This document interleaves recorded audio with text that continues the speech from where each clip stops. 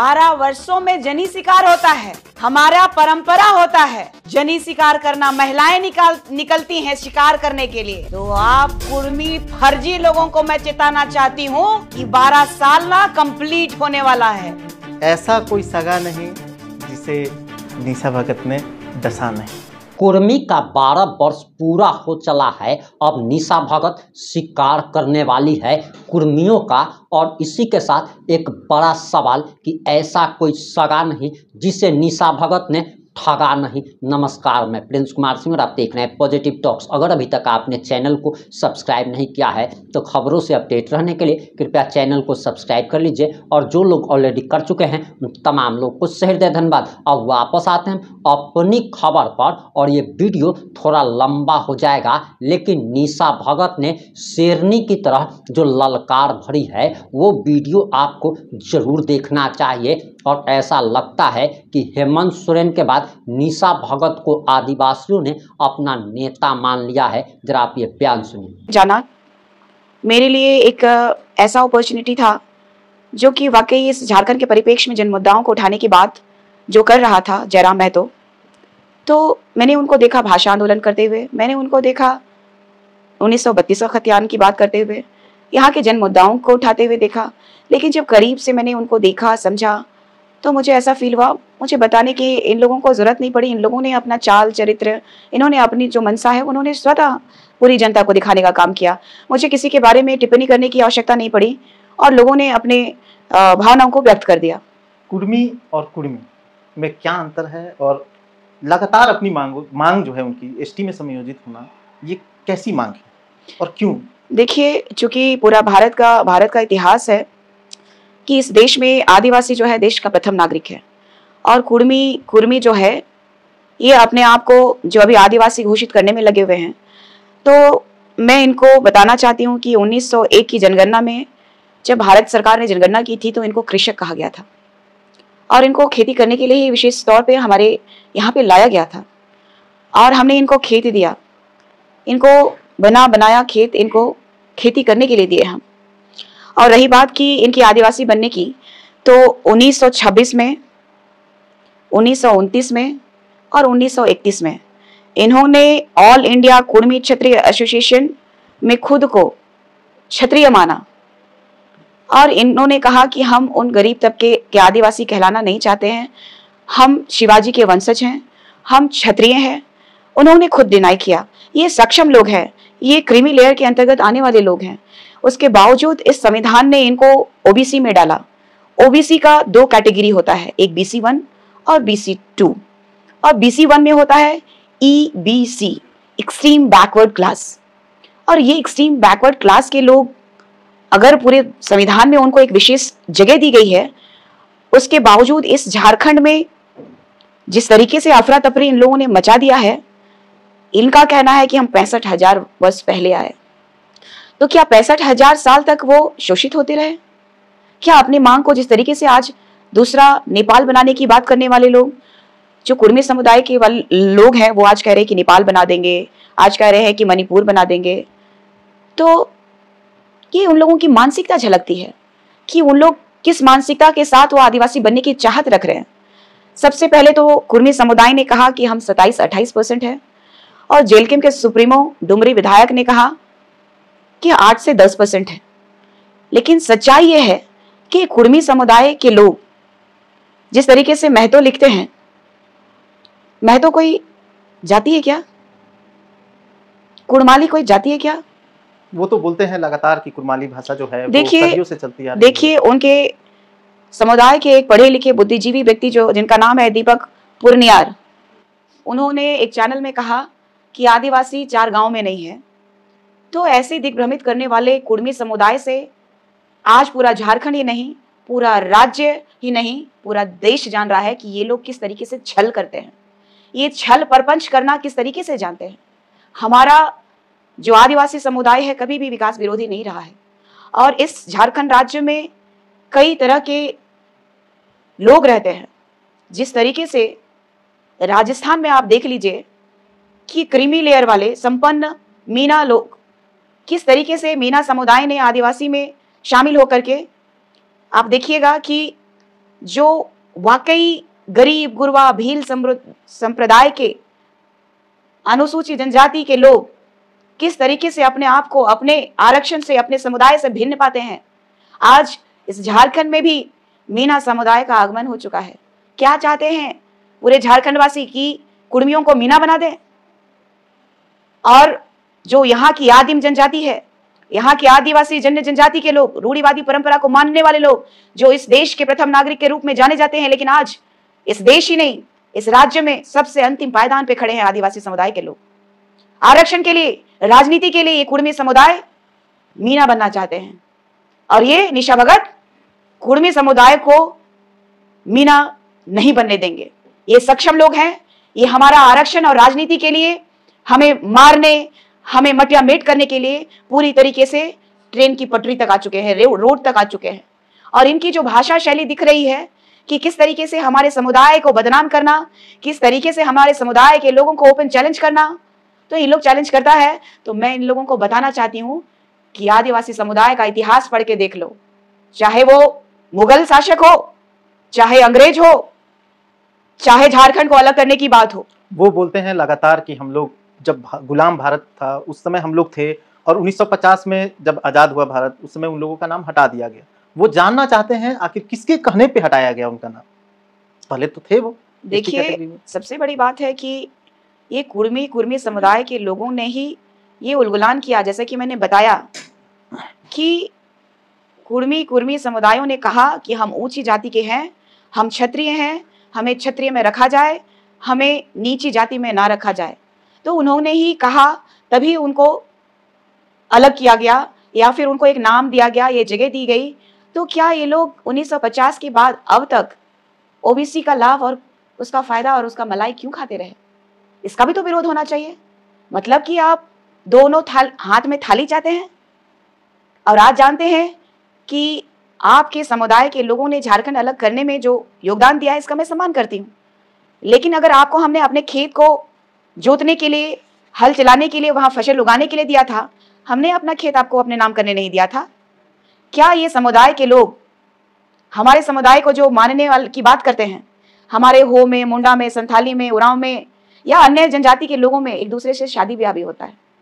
क्या कुर्मी समुदाय के लोग हमारे घर पे बच्चियां देते हैं क्या? और क्या ये लोग अपने बच्चों को दहेज देते हैं क्या? हमारे यहाँ हमारे बच्चों को हर वो सामान दे करके भेजते हैं जहां उनकी गृहस्थ अच्छी हो सके।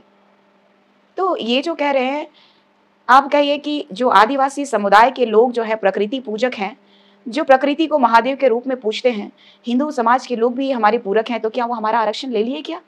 वो लगातार अपनी मांगों में ये बोलते हैं कि हमारी पूजा पद्धति मिलती है, हमारी सांस्कृतिक पहचान मिलती है उनसे, तो हमें क्यों नहीं समायोजन किया जाए? देखिए, सबसे बड़ी बात है कि हमारी पूजा पद्धति की जाती है बैगा से, पहान से, मानकी से, मुंडा से। क्या ये लोग हमारी पद्धति को अपनाते हैं? चाहे देखिएगा, चाहे हो मुंडा हो, संथाली हो, उनकी अपनी अपनी शैली है, लेकिन हमारा एक दूसरे से मेल खाता है। क्या इनका हमारा जीवन जब शुरू होता है, एक बच्चे का जन्म होता है, तो जिस तरीके से हमारा भेलवा फड़ी होता है, जिसमें बच्चे का संस्कार में दूब का घास होता है, जो राइस बियर आप लोग जानते हैं, हड़िया, वो होता है। जो सक्षम है वो कांसे का बर्तन में उसको इस्तेमाल करते हैं, और जो सक्षम नहीं है वो दोना सील के करते हैं। और लगातार आप देखिएगा कि किसी भी आदिवासी समुदाय के बच्चे का संस्कार जो होता है, पवित्र संस्कार, उनकी माँ का चाहे उनके बच्चे का संस्कार होता है, तो भेलवा फड़ी होता है, उसमें अरवा चावल लगता है। और हमारे हर शादी ब्याह मरखी तक में हमारा जो संस्कार होता है, वो ये करते हैं क्या? जब हमारे लोग डेथ करते हैं तो उस समय जब उनका आत्मा को, उनका छाय को घुसाते हैं, क्या ये करते हैं क्या? उनका छाय को हम लोग सेवा करते हैं, ये करते हैं क्या? जब आप हमारे से भिन्न है, चलो आप मान लिया कि मुंडा हो, उराव, ये खड़िया, सब लोग भिन्न भिन्न तरीके से करते हैं, लेकिन कहीं ना कहीं मेल खाता है। लेकिन आप क्यों नहीं मेल खाते हैं? आप अपना इतिहास क्यों बदलना चाहते हैं चंद राजनीतिज्ञ कारों की वजह से? अभी देखिएगा, रेलटे का कार्यक्रम में, डहरचे का कार्यक्रम में कई बुजुर्ग महिलाएं गई थी। उनको तो ये भी नहीं पता कि ये लोग क्यों लेके आए हैं। ये कह रहे हैं कि हमारे बच्चों ने कहा है कि हमें आरक्षण मिलेगा। ये आदिवासी भी नहीं बनना चाहते हैं। आप लोगों ने कई वीडियोस देखा है, क्योंकि ये लोग हमें छोटी जाति का लोग कहते हैं। और जिस तरीके से सोशल मीडिया में ट्रोल हो रहा है, और सोशल मीडिया में अनर्गल बातें, गाली गलौज और हमारे समुदाय के लोगों को गाली शब्द से जो इन लोग संबोधित कर रहे हैं, तो ये दुर्भाग्य का विषय है। ये अपने आप को, अगर वो कहेंगे कि मैं बहुत पाक साफ हूं, तो ये सोशल मीडिया इनके बारे में, इनके चरित्र के बारे में बता देगा कि जब ये एक आदिवासी बेटियों से नहीं लड़ सक रहे हैं, ये आदिवासी बेटियों का जवाब सही मायने में नहीं दे पा रहे हैं, तो आज ये लोग गाली गलौज में उतर गए हैं, तो इनका चरित्र बता रहा है और इनका परवरिश बता रहा है। ये हमें अपनी परवरिश के बारे में क्या ही बताएंगे, मेरा समाज जानता है कि हमारी परवरिश क्या है। आपका एक नारा जो जान दे देंगे जमीन नहीं देंगे, ये मेरा नारा नहीं है, हमारे पूर्वजों का नारा है, जिसमें आपने मंचों पे जब दोहराया, अपने मंचों से जब ये नारा दिया, तो ये सारी प्रक्रिया शुरू हो गई। कुर्मी समाज का आंदोलन, सारे कुर्मी समाज आज रेल टेका डहर छेका आंदोलन में लगे हुए हैं। तो कहीं नहीं लगता है कि ये राजनीतिक मोड़ है, या फिर आपका नारा देना, आपको पार्टी से बाहर करना और फिर मीटिंग होना, ये सारे संकेत क्या देते हैं राजनीति? देखिए, जहाँ तक मुझे ये दिख रहा है कि ये राजनीतिक का शिकार जो पूरा कुर्मी समुदाय हो रहा है, आप देख लीजिए ना, महतो कहलाने वाले कितने इनके साथ में हैं, चाहे कोयरी हो, चाहे कुम्हार हो, चाहे यादव हो, चाहे बनिया हो, चाहे ओहदार हो, कोई इनके सपोर्ट में नहीं है। ये अपने आप को सुपीरियर समझते हैं, ये अपने आप को उच्च जाति का समझते हैं। आप देखिए ना, आपने जो कहा कि जान दे देंगे जमीन नहीं देंगे, तो ये हमारे पूर्वजों ने कहा था, क्योंकि हमारी जो आत्मा है वो जमीन है। हम जमीन से, इस प्रकृति से सीधे कनेक्शन है हमारा। अगर हमारे पास जमीन नहीं रहेगा, अगर जल जंगल ही नहीं रहेगा, तो फिर हम आदिवासी नहीं कहलाएंगे। तो ये समझने की आवश्यकता है कि आदिवासी क्या होता है। आदिकाल से वास करने वाले आदिवासी हैं। ऐसे ही हमारे देश के माननीय प्रधानमंत्री श्री नरेंद्र मोदी जी जब दिल्ली से, लाल किले से ये कहते हैं कि देश का प्रथम नागरिक आदिवासी है, और बीजेपी की सरकार, जो केंद्र की सरकार, जो कहती है कि आदिवासी रूढ़िवादी परंपरा को मानने वाले प्रकृति पूजकों को हमने इस देश का प्रथम नागरिक बनाया भी, तो ये सच्चाई दिखती है। लेकिन धरातल पे सच्चाई कहाँ है? इस देश का संवैधानिक तरीके से जो इस देश में प्रथम नागरिक राष्ट्रपति है, महामहिम द्रौपदी मुर्मू जी, जो रूढ़िवादी परंपरा को मानने वाली एक आदिवासी बेटी को उन्होंने मान तो दिया, लेकिन केंद्र की सरकार को यह समझना होगा कि राजनीति के इस चाल में जो कभी कह रहे हैं कि हम 20% है, 26% है, 8% है, 10%, ये धरातल में कुछ भी नहीं है। ये आदिवासी मूलवासियों का राज्य है। आदिवासियों से ये मूलवासी बहुत प्रेम करते हैं, कुर्मियों को छोड़ करके।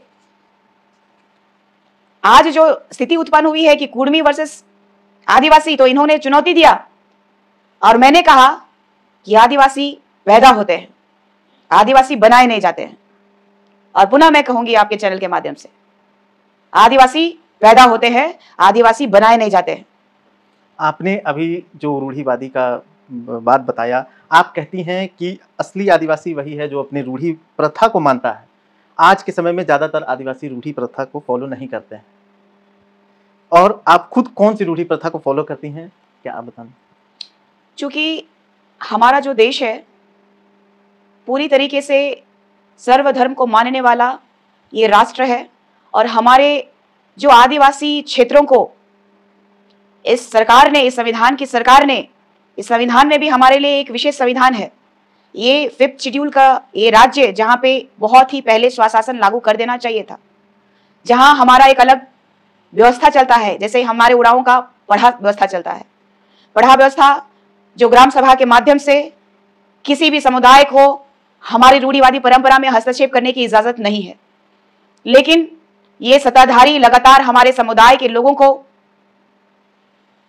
दिग्भ्रमित करते रहे, और सबसे बड़ी बात है कि हमारे समाज के लोग हर समुदाय के लोगों का मान रखते हैं। लेकिन क्या चिंता का विषय यह है कि क्या सभी समुदाय के लोग हमारे आदिवासी समुदाय के लोगों का मान रखते हैं? क्या हमारी परंपरा को मानते हैं? क्या वो हमें हेय दृष्टि से नहीं देखते हैं? तो हमारा समुदाय को इस संविधान के तहत आने वाला शासन प्रशासन हमें मटियामेट करने के लिए हमें कभी माओवादी, कभी आतंकवादी कह के क्यों मारते थे? क्यों मारा गया हमारे लोगों को? हमारे हक और अधिकार की लड़ाई लड़ने वाले वीर शहीद, मैंने कहा कि इस देश में मुगलों को भगाए, अंग्रेजों को भगाए, और आज हमारे कल्चर में, मैं बार बार कहती हूं कि हमारे कल्चर में प्रभाव हो रहा है। ये जल जंगल जमीन ही नहीं रहेगा तो फिर हमारी आदिवासियत कहां रहेगी? आप आदिवासियत को खत्म करते आ रहे हैं, हम कोशिश कर रहे हैं उसको बचाने का। आज मैं 36 साल की हो गई और मैंने वो हर एक मोड़ देखा है। 15 साल में मैंने भी केस खाया है। ये झारखंड को अलग करने में, झारखंड के आंदोलनकारी के रूप में मेरे पिताजी अपना जीवन को निछावर किए हैं, और उन्हीं के नक्शे कदम पे इस झारखंड राज्य को बचाने के लिए। और जब मैं एक राजनीति में हूं तो आप मेरे ऐसे भी पोस्ट देखेंगे कि कभी मैं चर्च में दिखाई दूंगी, कभी मंदिर में दिखाई दूंगी, या तो कभी मैं गुरुद्वारे में दिखाई दूंगी, या तो फिर मैं कभी मस्जिद में भी दिखाई दूंगी। चादर चढ़ाने लोग जाते हैं भाई, अपनी अपनी आस्था और लोगों की मान अगर मैं नहीं रखूंगी तो मेरा मान कौन रखेगा? तो हम लोग मानते हैं, और इस देश में मना ही नहीं है किसी को किसी के धर्म को की आस्था को नमन करने से। हम तो नमन कर रहे हैं, हम तो पूज रहे हैं, आपका आस्था को मान रहे हैं, हम तो खिलवाड़ नहीं कर रहे हैं। क्या सरना सनातन अलग अलग है या एक है? देखिए, सरना सनातन अलग अलग है। सरना जो है उनका पद्धति, पूजा पाठ, उनका संस्कार बिल्कुल अलग है। सनातन जो है, हिंदू संस्कृति जो है, आप देखिएगा कि राजकुमार भगवान राम जी जब वनवास गए थे, तो वनवास वो जंगलों में जब भटक रहे थे, तो एक कहानी आपने सुना होगा, सबरी माँ उन्हें मिली थी। सबरी माँ के रूप में आज भी सनातनी पूजा करते हैं उनको, जो एक आदिवासी, तो वो एक आदिवासी महिला थी, और आदिवासियों ने वहां पे उनको मान दिया, सम्मान दिया, और ये इतिहास जग जाहिर है। आदिवासी समुदाय एक नाम का मोहताज नहीं है, आदिवासी समाज पहले है। सरना अगर सनातन अगर है तो हमारे पूरक हो सकते हैं, लेकिन क्या वो हमारे आरक्षण को का लाभ उठा रहे? क्या हमारा आरक्षण वो खा रहे? क्या नहीं ना।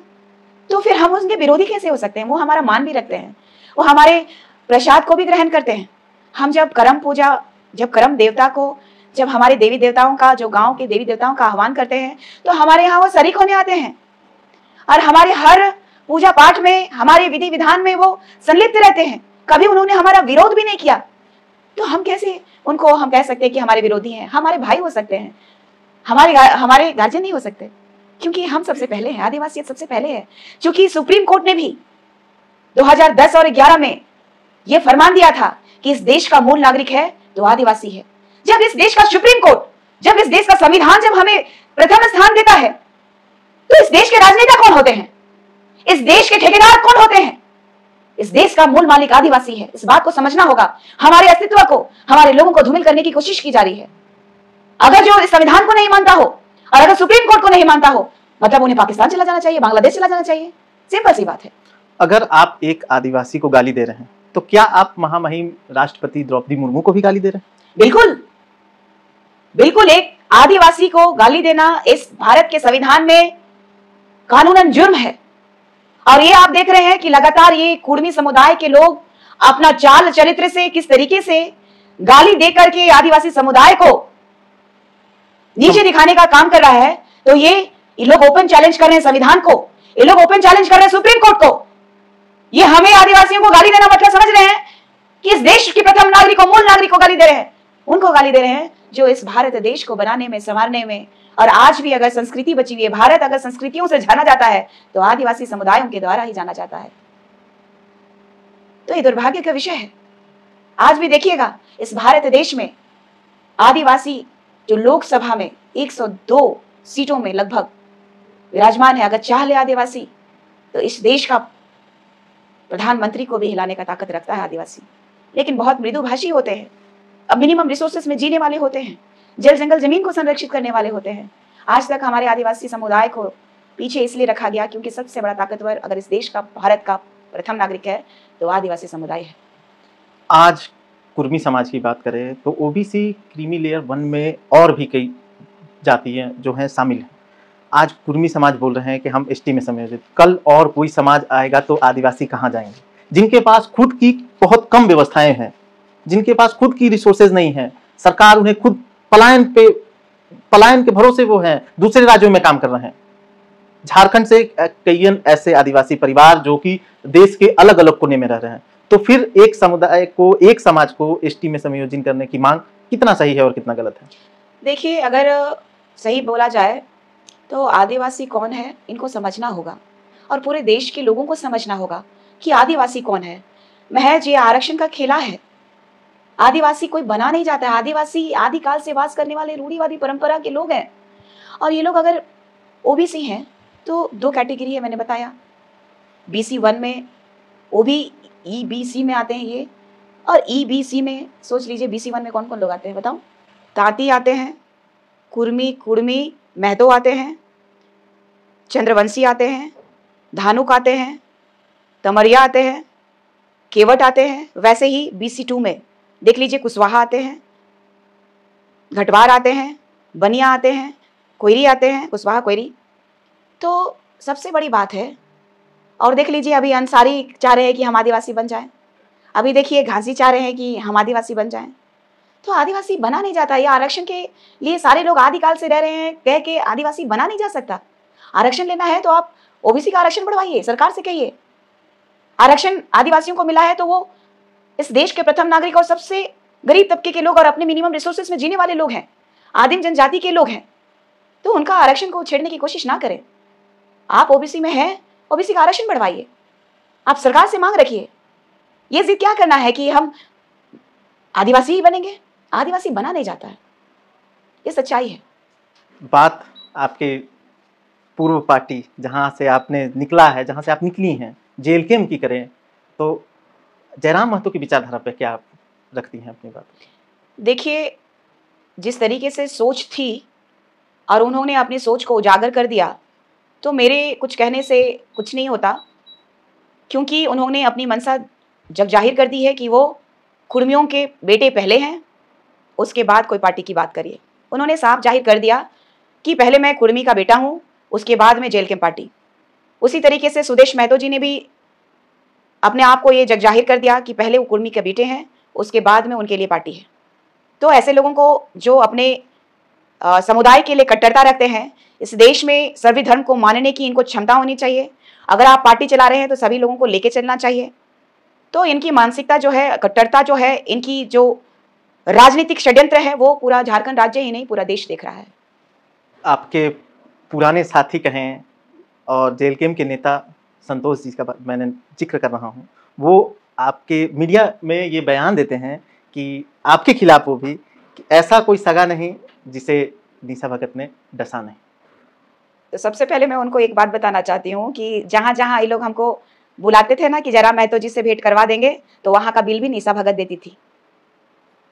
और इनको मैं बता देना चाहती हूँ कि इन्होंने मेरे बारे में ये कहा था कि ढाबा से इसको उठा के लेके आया हूँ, तो जिस ढाबे में वो आए थे वहाँ का मैंने जयराम महतो जी का भी फोटो वायरल किया था।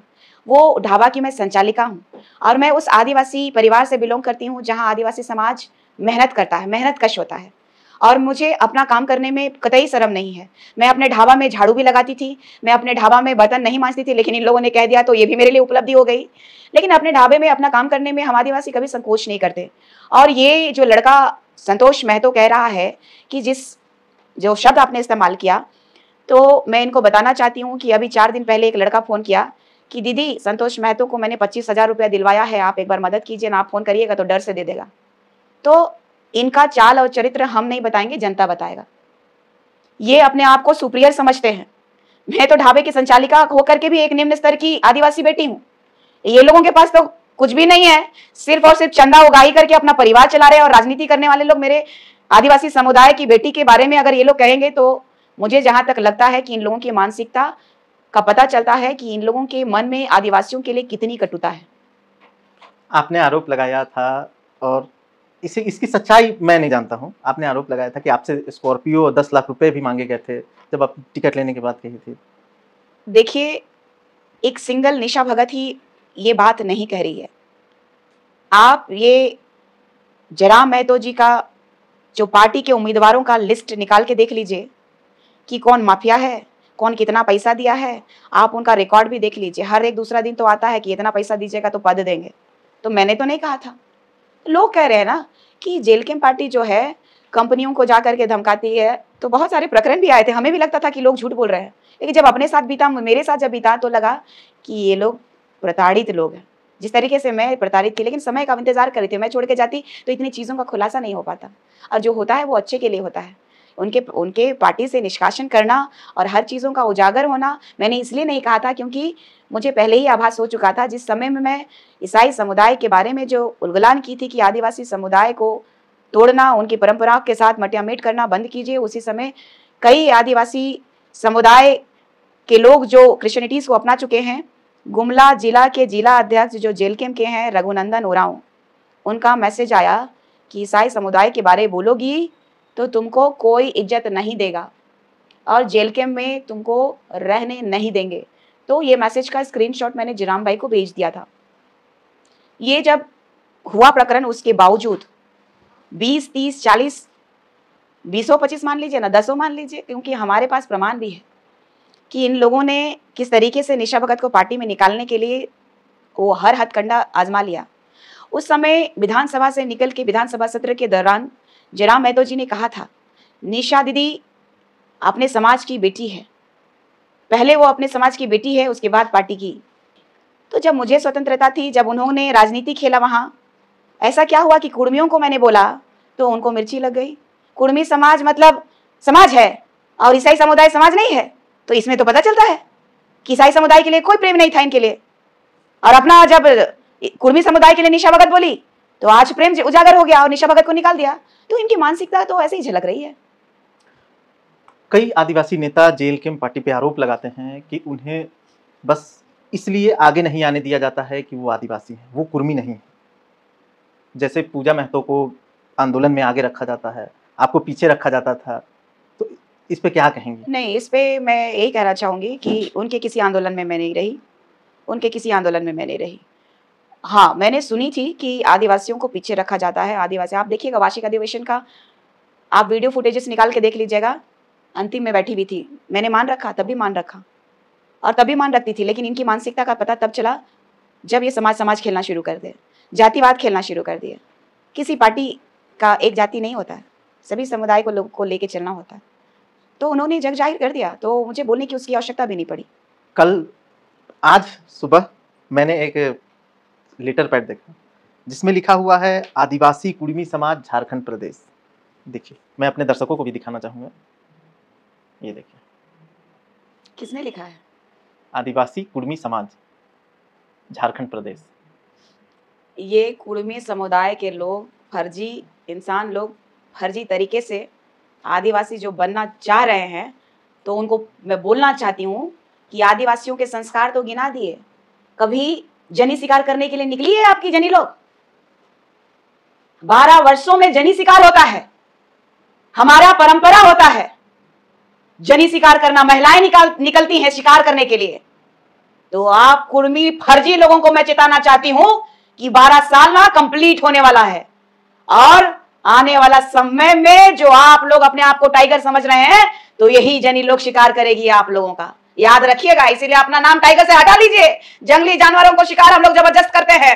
और अगर आपका समुदाय का लोग हठधर्मिता अगर नहीं छोड़ेगा, तो केंद्र सरकार को भी बताना चाहती हूं, देश के माननीय प्रधानमंत्री नरेंद्र मोदी जी को बोलना चाहती हूं, गृह मंत्री जी को कहना चाहती हूं, इस देश की प्रथम नागरिक महामहिम राज्यपाल जो रह चुकी हैं हमारे राज्य की, द्रौपदी मुर्मू जी को भी कहना चाहती हूं, जब जनी शिकार जानवे नहीं करता है लोग, तो आदिवासी कैसे हो सकता है? आज से नहीं, वर्षों से, आदिकाल से चलते आ रहा है जनी शिकार। 2-4 संस्कारों को अपना लेने से आदिवासी में शामिल नहीं हो सकते ये फर्जी कुर्मी। चेत जाइए। और केंद्र सरकार को भी कह रही हूं, ये परसेंटेज का खेला और राजनीति करने के लिए आदिवासी समुदाय नहीं है, नहीं तो ऐसा जबरदस्त उलगुलान होगा कि पूरा देश देखेगा कि आदिवासी कौन है। ऐसे में आदिवासी की अस्तित्व को बचाना कितना मुश्किल है? देखिए, हमारे लिए बहुत ही मुश्किल का दौर चल रहा है। समझ लीजिए कि हम आईसीयू में हैं और हमारे समाज के जितने भी बुद्धिजीवीगण हैं उनको भी शांत करा दिया गया है। लेकिन ये जो कुर्मी जो आदिवासी बनने का ये जो ढोंग कर रहे हैं, जो संस्कृति के साथ खिलवाड़ कर रहे हैं, इनको चिताने के लिए आज हमारा पूरा समाज खड़ा हो गया है। और आने वाला समय में आपको दिखाई देगा कि प्रत्येक जिले में जो उलगुलान आदिवासी समुदाय के विभिन्न संगठनों के द्वारा किया जा रहा है, वो जबरदस्त होगा, जोरदार होगा। यहाँ की शासन और प्रशासन भी समझती है कि आदिवासियों का स्व शासन चलता है, आदिवासियों का ग्राम सभा चलता है, आपका ये संविधान से भी बड़ा है, फिर भी हम आपको मान रहे हैं, सम्मान दे रहे हैं। तो शोषण करना आप बंद कीजिए, नहीं तो ऐसा शोषण होगा कि पूरा देश देखेगा। जिस प्रकार अभी राज्य में अभी भी हिंसा हो रहे हैं, हम बात कर रहे हैं यहाँ मणिपुर की। मणिपुर में भी हमने सेम हालात देखे। कुकी समुदाय और मैतेई समुदाय एसटी में दर्जा की मांग कर रहे थे और उसी मांग के दौरान हिंसा इतनी बढ़ी कि पूरा राज्य जला दिया गया और अभी भी हिंसा जारी है। तो क्या उसका उदाहरण झारखंड नहीं बन सकता? चिंता का विषय है, इस केंद्र में बीजेपी की सरकार है और अगर आदिवासी समुदाय के साथ इस तरीके से व्यवहार हो रहा है, अगर आदिवासी समुदाय को अगर बेटियों को नंगा किया जा रहा है और ये पूरा देश ही नहीं पूरा वर्ल्ड देख रहा है, तो ये केंद्र की सरकार वाकई आदिवासी विरोधी सरकार है। अगर यहां पे भी अगर वहां की जैसे माहौल बनता है, अगर आदिवासी समुदाय को हानि पहुंचाने की कोशिश करता है बीजेपी यहां पे, तो यहां से आदिवासी समुदाय सुपड़ा साफ कर देगी बीजेपी का। याद रखिएगा, ये आदिवासी बेटी कह रही है। राजनीतिकरण करना बंद कीजिए। जिस तरीके से आपने एक आदिवासी बेटी को एक भारत का प्रथम नागरिक के रूप में मान दिया है, सम्मान करती हूं, ये सम्मान बरकरार रखिए और आदिवासियों को उनका हक दीजिए। इस झारखंड राज्य को नेपाल बनाने की कोशिश मत करिए, नहीं तो आने वाला समय वो दिन दूर नहीं जब केंद्र सरकार को टारगेट करेगा हमारा आदिवासी समुदाय। झारखंड में 3 राजनीतिक पार्टियां हैं जो मुख्य पार्टी हैं, जेएमएम, कांग्रेस और बीजेपी। ये तीनों पार्टी दोनों समाज के ऊपर अपना बराबर का वोट बैंक कहें या फिर कहें तो 2 नावों पर पैर रखकर चलना। आपके साथ भी हैं और कुर्मियों के साथ हैं। ये कैसी लड़ाई, ये कैसी वोट बैंक और कैसी राजनीति? देखिए, आज तक झारखंड राज्य में सिर्फ स्वार्थ की राजनीति चल रही है। जैसे कि मैंने बताया था इससे पहले भी कि ये जो वर्तमान सरकार जो है, माननीय हेमंत सोरेन जी की जो सरकार है, उनके पिताजी भी स्वर्गीय शिबू सोरेन जी भी हमारे इस झारखंड राज्य के मुख्यमंत्री रहे और अभी उनके बेटे हैं, उनकी पत्नी विधायक हैं, उनका एक भाई विधायक है और उनके स्वर्गवासी भाई की पत्नी भी विधायक रही। तो इससे आप आकलन लगा सकते हैं कि इस झारखंड राज्य का क्या ही वास्तुस्थिति है। और आपको और एक बात बताना चाहती हूं कि पूर्व मुख्यमंत्री स्वर्गीय शिबू सोरेन जी के देहांत के बाद वर्तमान मुख्यमंत्री बड़े भाई हेमंत सोरेन जी, जो कि आदिवासी बेटा हैं, कहते हैं अपने आप को आदिवासी बेटा और हम भी मानते हैं, लेकिन आदिवासियों के हित में काम करते हुए नजर नहीं आते हैं। जो इस झारखंड राज्य के 24 साल हो गए, 25वां साल चल रहा है, उसमें अपने गांव का एक विकास नहीं कर पाए। वो उनके पिताजी के देहांत के बाद रोड बना, बिजली आई और पूरा देश देखा कि इनके परिवार में ऑलमोस्ट सभी लोग विधायक, मुख्यमंत्री रह चुके। इसके बावजूद अपने गांव का विकास ये आदिवासी परिवार नहीं किया, तो पूरे झारखंड का विकास कैसे करेगा? तो ये हो गई जेएमएम की कहानी। और कांग्रेस की बात की जाए तो आपको पता होगा कि 1961 में आदिवासी कॉलम हटा दिया गया, इसी कांग्रेस की देन थी। आदिवासियों को गौन करने में कांग्रेसियों का सबसे बड़ा हाथ है। चूंकि जब से भारत आजादी के बाद कांग्रेस का सबसे ज्यादा शासन रहा, ये राज्य जो है 5th शेड्यूल के तहत आने वाला आदिवासी जनजाति के लोगों का राज्य, मूलवासियों का राज्य को वो चाहती तो पेशा अधिनियम पहले ही लागू कर चुकी होती, स्वशासन लागू रहता और यहाँ भी बहुत सुंदर परिवेश में हमारे आदिवासी समुदाय के लोग अपने संस्कृति के साथ रह रहे होते। हमारी संस्कृति, हमारी परंपरा के साथ खिलवाड़ नहीं हुआ होता। तो ये कांग्रेस की देन है, जो कि आज झारखंड में आदिवासियों की स्थिति है वो मटियामेट करने में सबसे प्रथम स्थान कांग्रेस का है। 5वीं अनुसूचित राज्य है हमारी, और 5वीं अनुसूची का नियम है कि पूरे वर्ल्ड से राज्य के आदिवासियों के विकास का पैसा आता है, वो पैसा आखिर आदिवासियों तक नहीं पहुंच रहा, जो सबसे गंभीर मामला है अगर देखा जाए तो। क्योंकि विकास का जब तक राज्य में पैसा वहाँ जमीनी स्तर तक नहीं जाएगा, तब तक विकास होना असंभव। देखिए, सबसे पहले तो हमने जब झारखंड अलग नहीं हुआ था तो बिहार को बहुत कोसा, और इस देश का सबसे बड़ा चारा घोटाला हमारे इस देश के राजनीति के धुरंधर लालू यादव जी ने किया। और ये घटना हमारे झारखंड राज्य की है, हमारे झारखंड राज्य में हुआ, राज्य का पैसा लूटा गया। और उन्हीं के साथ मिलकर के अगर वर्तमान की सरकार अगर चल रही हो, कांग्रेस ने हमारा अस्तित्व छीना, लालू यादव जी ने हमारा पूरा पैसा, जो हमारा विकास का पैसा छीन लिया। आप देख लीजिए वर्तमान की जो सरकार है, जेएमएम की सरकार, इसमें कई एक पदाधिकारी जो प्रशासनिक पदाधिकारी हैं, वो घोटाले में संलिप्त होकर के आज जेल की हवा भी खा चुके। और कई लोग जेल की हवा भी खा रहे हैं। तो आदिवासी समुदायों का जो फंड इन राजनीतिज्ञकारों ने अपने स्वार्थ साधने के लिए कागजी कार्रवाई करते हुए सारे पैसा को, आपने देखा शराब घोटाला में देखा, लोगों ने कह दिया कि चूहा पी गया। तो ऐसे ही लोगों को मूर्ख बनाते गए, लोगों को दिग्भ्रमित करते गए। आज हमारा आदिवासी समुदाय में जो रह रहे हैं, आप देखिएगा, गांव चले जाइएगा, जंगल चले जाइएगा, जंगल की बात अगर छोड़ भी दी जाए तो कई ऐसे गांव हैं जहां पर स्वच्छ पानी पीने के लिए नहीं है। अगर कोई बीमार हो जाता है तो एम्बुलेंस नहीं आ पाती है। क्यों? क्योंकि रोड नहीं बना हुआ है।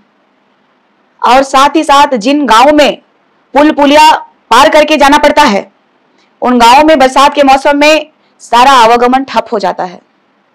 और कोई हमारे आदिवासी अगर बीमार होते हैं तो उनको चारपाई में उठा करके, चाहे वो गर्भवती महिला हो, चाहे किसी बीमारी से ग्रसित एक आदिवासी परिवार का सदस्य हो, चारपाई में उठा के लेके जाते हैं 20 किलोमीटर 25 किलोमीटर। उसके बाद में वहां पहुंचने के बाद में कभी कभी मरीज मर जाते हैं। और ये दुर्दशा होने के बावजूद अगर ये सरकार जो है अपने आप को आदिवासियों की हितैषी सरकार कह रही है, महज महिलाओं को 2500 रुपए दे करके ये महिलाओं को सशक्त बनाने की कोशिश कर रहे हैं, तो बाहर जो हमारी बच्चियां दाई धांगर का काम करने जा रही हैं, उनका पलायन क्यों नहीं रोक सकते हेमंत सोरेन जी? हमारे लिए यहाँ पे जितनी बड़ी बड़ी कंपनीज को फैक्ट्रीज दिए हैं, उसमें हमारे लोग कहाँ हैं? मलाई कोई और खा रहे हैं, आदिवासी नहीं खा रहे हैं। आदिवासी आज भी, आप सारनाथ जंगल चले जाइए ना, सारनाथ जंगल छोड़ दीजिए, इस झारखंड को अलग होने के समय की बात याद कीजिए। कई लोगों को नक्सल बोल करके मार दिया गया, जबकि आदिवासी समुदाय जो है अपने कबीले में, अपने गांव में, अपने मिनिमम रिसोर्सेस में खुश रहने वाले लोग आदिवासी हैं। हमें प्रथम नागरिक और आदिकाल से आने वाले लोग कह के इन लोगों ने सिर्फ वोट बैंक लिया, लेकिन हमारा विकास किसी ने नहीं किया। तो अब समय है एक उलगुलान करने की, अब समय है कि हमारा अस्तित्व को मिटने से बचाने की, क्योंकि हमारा संस्कृति भी जा रहा है, हमारे लोग भी मारे जा रहे हैं। आपने देखा होगा अभी सूर्य नारायण हांसदा का फेक एनकाउंटर किया गया, वो भी एक आदिवासी बेटा था। वो भी अपने क्षेत्र में मांग कर रहा था कि हमारे क्षेत्र में अच्छी शिक्षा व्यवस्था हो, हमारे क्षेत्र में अच्छे शिक्षा मिले। वो 500 बच्चों को निःशुल्क पढ़ाता था। आपको याद होगा कि संथाल परगना में एक आदिवासी महिला के साथ मुसलमान शादी करके उसके बच्चे होने के बाद उनको 51 टुकड़े में काट के फेंक दिया था। पूरा देश हिला था। उसके बच्चे को भी यही सूर्य नारायण हांसदा पढ़ा रहा है, फ्री ऑफ कॉस्ट। सरकार की जिम्मेदारी थी कि हमारे आदिवासी समुदाय के बच्चों को विशेष रूप से उनको विशेष शिक्षा के लिए विशेष फंड्स उनको प्रोवाइड कराना चाहिए था। आदिवासी समुदाय के लिए एक भाषा एकेडमी होनी चाहिए थी। आदिवासी समुदाय के बच्चे जिस आदिवासी हॉस्टल्स में रहते हैं, वहां एक बावर्ची तक नहीं है, वहां लाइब्रेरी नहीं है, अच्छी सुविधाएं नहीं है। आप किस समाज की बात कर रहे हैं? आदिवासी समाज आपके अनुसार आपकी समाज के लिए कौन कौन सबसे बड़ा दुश्मन है, जो समाज के खिलाफ बोलता है, लड़ता है, आपकी हक को दबाना चाहता है, आपकी हक को खत्म करना चाहता है, आपके समाज को खत्म करना चाहता है? देखिए, अभी वर्तमान का परिवेश देख लीजिए, जितने राजनीतिज्ञकार आए हैं, कोई तो हमारे हितैषी नहीं रहे। पंखराज बाबा कार्तिक उरांव जी का आप 20 साल की काली रात पढ़िएगा, उसमें आपको पता चल जाएगा कि आदिवासियों का शोषण तो अंग्रेजों से ज्यादा ये कांग्रेसियों ने किया है। और वर्तमान में कुर्मी लोगों में 10 विधायक होंगे, 2 लोकसभा सांसद होंगे, एक राज्यसभा सांसद भी है। तो दुर्भाग्य का विषय है कि इन लोगों का जो ये कह रहे हैं कि झारखंड आंदोलन में हमारा बहुत बड़ा योगदान रहा, तो क्या आदिवासी समाज का गजरा मुराई छिल रहा था? निर्मल महतो भी एक आंदोलनकारी थे, आपके पिताजी भी एक आंदोलनकारी थे, तो आप उनको नहीं मानती हैं कि वो निर्मल महतो आंदोलनकारी थे, उन्होंने झारखंड को अलग करने की लड़ाई लड़ी? वही बात कुर्मी भी कहते हैं। देखिए, सबसे बड़ी बात है कि मैं इस बात को मानती हूँ कि झारखंड आंदोलन में आपका योगदान रहा है, लेकिन इस भारतवर्ष में अपना योगदान की बात करिएगा और इस आदिवासी बनने के लिए अपना इन किन प्रकार किसी भी तरह अपना हथकंडा अपनाइएगा, तो ये निशा भगत भी झारखंड आंदोलनकारी की ही बेटी है। बहुत सारे झारखंड आंदोलनकारियों को मार दिया गया सिर्फ एक नाम के चलते, और बहुत सारे आंदोलनकारियों में आपने सुना होगा कि जयराम महतो के पिता भी थे, और बहुत सारे आंदोलनकारी जो कहते हैं ना कि जो बीमार होकर मर गए वो भी आंदोलनकारी कह रहे हैं अपने आप को, लेकिन जो जिंदा है, जो आंदोलनकारी वाकई रहे हैं, उनको क्या मान सम्मान ये सरकार दे रही है? ये झारखंड राज्य अलग होने के बाद उनको क्या विशेष सम्मान मिला है? तो ये चिंता का विषय है। और झारखंड में कुर्मियों का जो अभी दौर चल रहा है कि आदिवासी बनने का, तो ये राजनीति के अलावा कुछ भी इनका ध्येय नहीं है। जो किसी भी हद तक जाने के लिए तैयार हो, किसी भी मुकाम तक जाने के लिए तैयार हो, इस राज्य को नेपाल बनाने के लिए तैयार हो, वो आज के समय में सबसे बड़ा घातक वही इंसान है। कोई भी आम इमली जामुन गजरा मुराई उठा करके कह देगा कि हम आदिवासी बन जाएंगे, तो आदिवासी थोड़ी होता है ऐसे बनना। आदिवासी एक ब्रांड है, भारत का प्रथम नागरिक है। विगत 20 तारीख को आपके समाज ने एक आंदोलन किया और वहां धरना दिया। उसमें कुशवाहा समाज के अध्यक्ष जो थे प्रताप कुशवाहा जी, वो उन्हें जान से मारने की धमकी दी गई, उन्हें रोज डराया धमकाया जाता है बस इसलिए कि उन्होंने कुर्मी समाज को एक नाम दिया। वो नाम वो बोलते हैं कि वो परजीवी है, और वो आपके साथ धरने में साथ दे रहे हैं। और वो भी कुर्मी समाज भी कहता है कि कुशवाहा समाज कुर्मी ही है, हम लोग सब एक हैं। तो वैसे में तो बट गई कुर्मी समाज दो वर्गों में। देखिए, प्रताप कुशवाहा जी ने एक स्टैंड लिया है और जबरदस्त स्टैंड लिया है उन्होंने, और ये बताया है इन लोगों को जो कुर्मी जो अभी रेल टेका और डहर चेका का कार्यक्रम किए, उनका कहना है कि हम 20% से ज्यादा हैं, तो इन्हीं सभी को मिला के ये कह रहे हैं। तो उसमें तो एक वर्ग आपके साथ है। तो यही तो खेला है, ये लोग राजनीति का शिकार बना रहे हैं सभी को, और ये जो केंद्र की सरकार को ये दबाव देने की कोशिश कर रहे हैं कि हम लोग जो जनसंख्या है इतना, तो प्रताप कुशवाहा जी ने ये फरमान दे दिया कि कोयरी कुशवाहा जो है वो कुर्मियों के साथ नहीं है, वो आदिवासियों को मान देते हैं, सम्मान देते हैं, और उन्होंने ये एडमिट भी किया कि आदिवासियों के खेत में जोत करके आज भी हम लोग काम करते हैं। वो कहते हैं हम आदिवासियों को राजा मानते हैं राज्य में। एग्जैक्टली, चूंकि आपको तो जान से मारने की धमकी दी जा रही है, बोल रहे हैं आपको घर से निकलने नहीं दिया जाएगा, समाज में खड़ा नहीं होने दिया जाएगा। देखिए, इन लोगों की मानसिकता तो इसी में झलक रहा है ना। मैंने क्या बोला कि वो जो व्यक्ति अपनी बात को रखा, जो उनके पूर्वजों ने उन्हें बताया और वो अभी तक करते आ रहे हैं, तो उन्होंने सच्चाई रखी, तो कुर्मियों ने उनका घर जलाने की धमकी दे दिया। उनके माता पिता का चिंतित वीडियो मैंने देखा कि उन्होंने कहा कि मेरा बेटा को कुर्मी लोग मार देगा। लेकिन याद रखिएगा, कुर्मी और कुर्मियों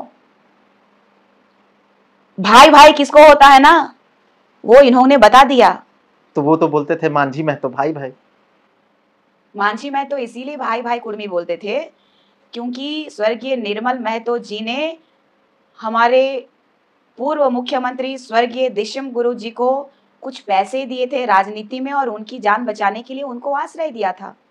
इनका कहना है कि आपने हमको जमीन दिया काम करने के लिए, हमने आपको राजनीति के लिए आश्रय दिया, आपका काम है कि आप हमको आदिवासी बना दीजिए। इसीलिए देख लीजिएगा कि कुर्मी बनाने के लिए, कुर्मी लोगों को आदिवासी बनाने के लिए कई दिग्गज नेताओं ने सिग्नेचर किया है। ये वर्तमान के मुख्यमंत्री जी को भी मैं चेताना चाहती हूँ, ये कुर्मी और कुर्मी हमारे खेत में धंगराई करते थे। आप अपने पिता का मान रखने के लिए धंगराई करना बंद कीजिए, नहीं तो आदिवासी समुदाय जो है आने वाला समय में आपको आपकी जगह बता देगा और आप एक मुखिया तक चुनाव जीत नहीं पाएंगे। उनके साथ, कुर्मी समाज के साथ उनके अपने नेता जो कभी आपस में एक दूसरे पे आरोप प्रत्यारोप लगाते थे, सुदेश महतो, जयराम, आज एक साथ हैं। आपके साथ कोई नहीं, सिर्फ आपके साथ समाज खड़ा है, कोई आपके समाज का नेता आपके साथ खड़ा नहीं है।